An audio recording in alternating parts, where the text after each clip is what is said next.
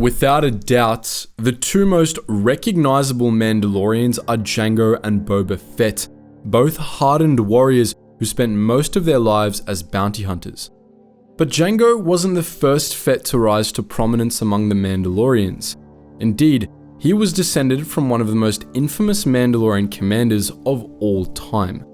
This ancient leader of Clan Fett was named Cassus, and during the Mandalorian Wars, he was second only to Mandalore the Ultimate himself, known both for his tactical brilliance and his sheer ruthlessness.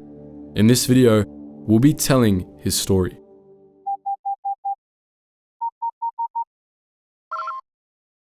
Attention, Sergeant on deck! The origins of Cassus Fett were unknown even to Republic intelligence. For all intents and purposes, his story begins in the years after the Great Sith War, when Mandalore the Ultimate rose to power. At this time, the Mandalorians were in a state of transition. For millennia, they had been nomadic Crusaders raiding worlds across the Outer Rim, and in the Great Sith War, they had expanded their crusades to the entire galaxy at the behest of Sith Lords Exar Kun and Ulic Qel-Droma. But the Mandalorian Crusaders were defeated in the Great Sith War, and their numbers were devastated by a great defeat on Onderon. In the retreat from Onderon, the Mandalorians were forced down on the jungle moon Duxon, where Mandalore the Indomitable was killed. It fell to his successor, Mandalore the Ultimate, to rebuild from this defeat, and the new Mandalore believed that this meant the Mandalorians needed reform. The numbers of the Tongs, the species that had originally made up the bulk of the Mandalorians' ranks, were in decline, and the Great Sith War had shown that the Mandalorians lacked the organization they needed to wage war on a galactic scale. To solve the first problem, Mandalore the Ultimate opened up the ranks of the Mandalorians, making recruitment a priority and encouraging the integration of non-Tongs into the Mandalorian ranks. But this only made the organization problem worse, as the individualistic ways of the Mandalorian Crusaders led to disunity and a lack of cohesion between groups of veteran Mandalorians and the new recruits. Struggling to find a solution to this issue, Mandalore assembled a group of high-ranking Mandalorians that he deemed intelligent and highly skilled in fields apart from war and battle. One of these Mandalorians was Cassus Fett. Fett quickly became the most prominent member of Mandalore's leadership council. Unlike Mandalore himself, who was a Tong, Fett was human, then the highest-ranking human Mandalorian of all time. Importantly, however, Fett was also a gifted leader and highly skilled at organization. For this reason, Mandalore tasked him with finding a way to unify the Mandalorians more. Before long, Fett believed he had found a solution. He introduced Mandalore to the Neo-Crusaders, a small sect of Mandalorians on Mandalore itself that had forsworn the Crusaders' usual individualism, adopting identical, standardized uniforms and a complex ranking system. Fett wanted to expand the Neo-Crusader ideology, making it the new standard among the Mandalorians, and Mandalore agreed. Mandalore issued a decree encouraging Mandalorians to adopt Neo-Crusader armor and ideology, but he put Cassus Fett in charge of actually making this happen. Fett saw to it that all Mandalorian armor produced from that point forward was made in the Neo-Crusader style. The only variants in their armor that individual Mandalorians were allowed were species-specific modifications and different colors indicating ranks. Ordinary warriors wore blue armor, rally masters wore crimson, and field marshals wore gold. Fett himself began using gold field marshal armor to encourage the adoption of the new standard, setting the example that even the highest-ranked Mandalorians were expected to become part of the greater whole. To Cassus Fett, this change wasn't just about uniform standardization. It was about unity.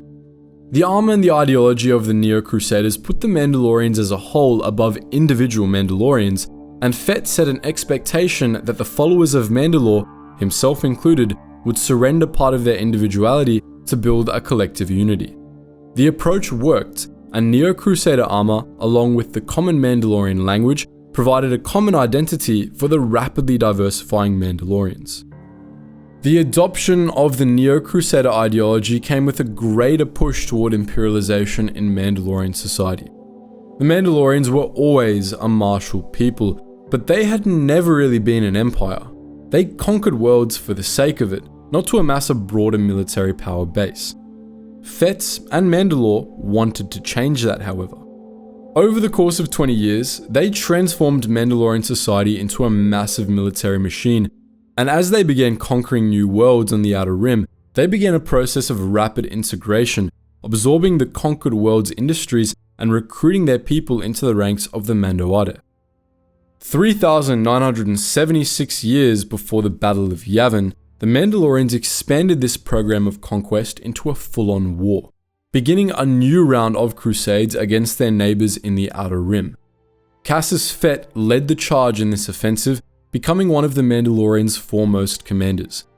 Among Fett's conquests during this early stage of the Mandalorian Wars was the planet Cathar, where Fett ordered the native Cathar completely wiped out as retaliation for their role in stopping the Mandalorian Crusaders during the Great Sith War. After 10 years of war with the Outer Rim, the Mandalorians believed themselves strong enough to take on the Republic itself. They began to steadily encroach on Republic space, assessing the strength of the Republic and waiting for the Senate to draw a line in the sand.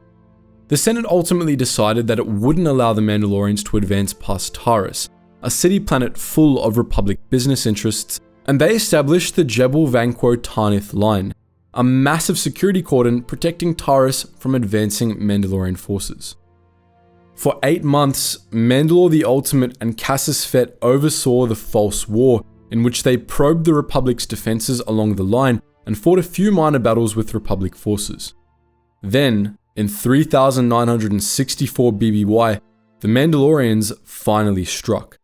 They launched simultaneous attacks in 3 separate sectors of Republic space, catching the Republic completely unprepared. Fett and Mandalore personally led the main offensive at Vanquo, smashing the Republic defensive line. Tarnith and Jebel fell in short order, and Fett had his men set up makeshift production facilities on all 3 worlds, turning them into mustering grounds for the Mandalorian war machine. As the Mandalorian Wars began in earnest, Mandalore put Cassus Fett in charge of the Taris Theater, where Fett made rapid progress. Fett's greatest victory came in 3,963 BBY, when he smashed Republic forces above Taris itself and conquered the city planet with ruthless efficiency, commanding its people to either join the Mandalorians or serve the war machine as de facto slaves. Fett considered the conquest of Taris a dress rehearsal for a future Mandalorian assault on Coruscant, which he also planned to lead personally. From Taris, Fett commanded Mandalorian offensives deep into Republic space, bringing the entire Republic military to its knees.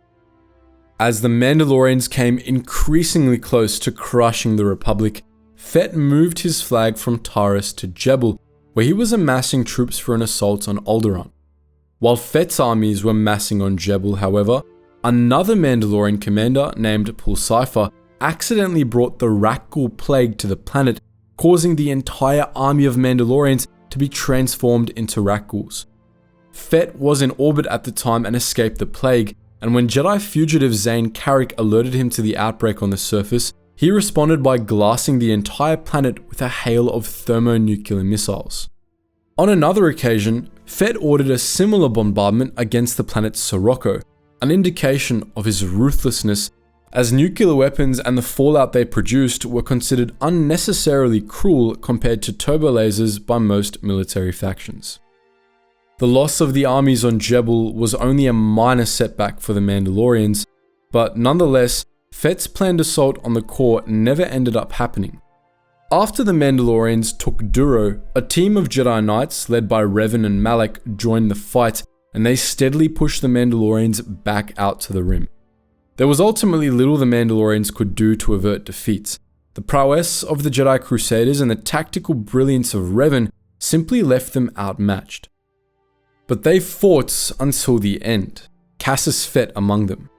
Fett was one of the only Mandalorian commanders who came close to matching Revan in terms of tactical brilliance, and he alone was responsible for many of the Revanchists' defeats, most notably the Battle of Jagger's Cluster, in which Fett destroyed an entire Republic fleet.